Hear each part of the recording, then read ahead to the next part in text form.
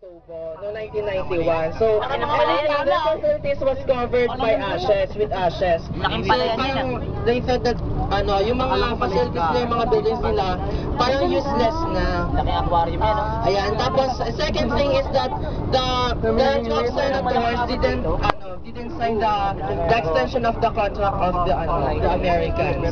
So, nung umalis yung mga Americans dito, nagkaroon tayo ng RA 7227, Republic Act 7227 or the Basis Conversion Development, the Act of 1992. Yung nagsasaad na ang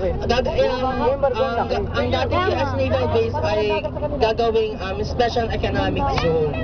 Na ito nga, kagaya ng special economic zone kagaya ng Singapore, Hong Kong. Kustal. So, Subic Bay Free Zone, it is categorized into four: the financial, recreational, industrial, and commercial. If we say financial, these are the offices inside this area. So we have the building 229, 225, 255, ayun. Yung mga building na yun, napaka-historical kasi yun pa yung mga offices na ginamit ng mga Americans dati nung andito pa sila. When we say recreational naman, these are the theme parks inside this area.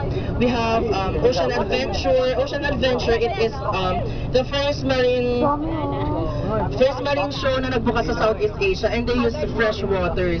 Kasi unlike sa mga, if you've been to Hong Kong, tapos kung nakapunta na din kayo sa Ocean Park, parang malaking swimming pool na nilalagyan nila ng chemicals, which is bad for the marine animals. Tapos one of the, another theme parks inside this area is a Subic Safari. It is the only tiger safari in the Philippines. Yan, owned by yung bangko, kamag-anak ng Art Evangelista, yung may-ari ng ano natin. Isa sa mga theme parks natin. Tapos industrial, when we say industrial, yung mga companies inside this area. So approximately we have 1,000 companies na nandito sa loob ng ng area natin. So ayun, and most of them are owned by Koreans. Ayan. At saka lahat ng companies natin ay parang IT, basta related siya sa computer. So kapag katapos nyo mag-aral, punta kayo dito at tapos mag-apply kayo. For sure, siguro naman matatanggap kayo. Kasi we have lots of companies here.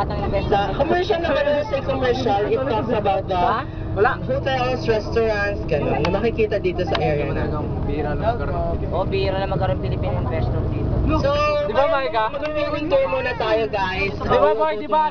Okay.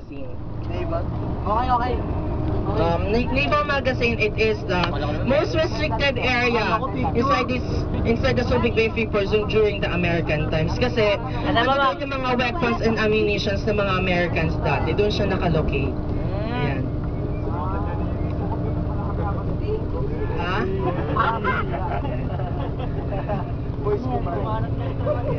Asan yung isla, Noah? So, ayan, mamaya, ang first itinerary natin is rolling tour.